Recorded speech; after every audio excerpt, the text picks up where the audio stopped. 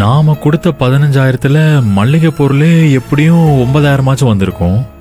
Current bill 5,000 வரும். வேற எதுக்குமே அவளால செலவு பண்ண முடியாது.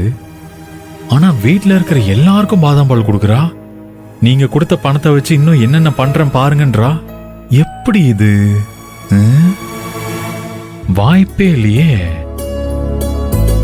எப்படி கூட்டி கழிச்சு பார்த்தாலும் கணக்கு சரியா வர மாட்டேங்குது. ஆதர் இந்த பிரச்சனையை எப்படி சமாளிக்க போறான்னு தெரியலையே. ஒண்ணுமே புரியலையே. ஆதரியோட பிளான் என்னவா இருக்கும்? அச்சச்சோ, என்னது மச்சான் தானா புலம்ப ஆரம்பிச்சிட்டான்? கிறுக்கு முத்தி போச்சா மச்சான்? ஆதர நம்ம நினைச்ச மாதிரி சாதாரணமான ஆள் இல்ல, பயங்கர வித்தக்காரியா இருப்பா போல இருக்கு. மச்சான் நம்ம கூப்பிடுறதே காதல விழுகாம பேசிட்டு இருக்கான். என்னாச்சுன்னு தெரியலையே.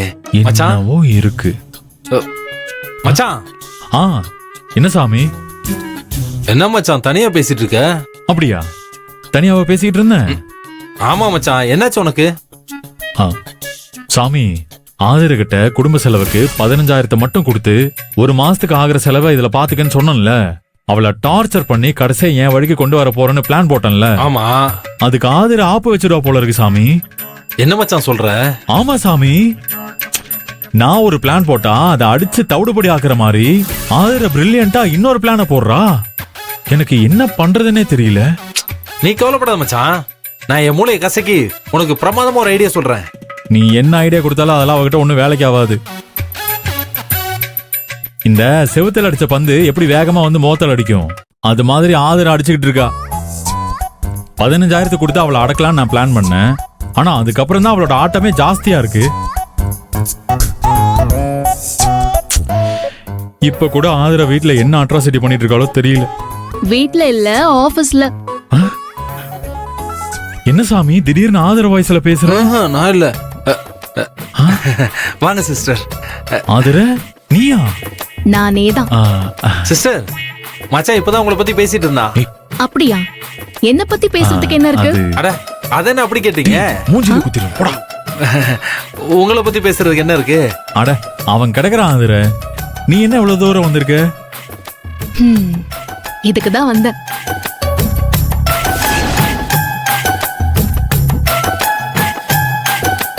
என்ன ஆதர, நான் தான் லஞ்ச் வேணாம்னு சொல்லிட்டு வந்தானே, அப்புறம் எதுக்கு கொண்டு வந்த? மச்சான் என்ன மச்சான், ஆபீஸ்ல லஞ்சம் வேணான்னு சொன்னா அது நியாயம், லஞ்சும் வேணான்னு சொன்னா என்ன அர்த்தம்? டேய் சாமி, உனக்கு ஒண்ணும் தெரியாது. எதுக்கு ஆதர இப்படி எல்லாம் பண்ற? இல்லங்க, நீங்க ஆபீஸ்க்கு கிளம்பி வந்ததுக்கு அப்புறம் பிரியாணி பண்ணலாம்னு தோணுச்சு. பிரியாணியா? ஆமாங்க. அப்படின்னா சிக்கன் பிரியாணியா? சச்சா இல்ல, பிரியாணி பண்றதுன்னு முடிவு பண்ணியாச்சு. அப்புறம் எதுக்கு சிக்கன் பிரியாணி பண்ணணும்? அதனால மட்டன் பிரியாணியே பண்ணிட்டேன்.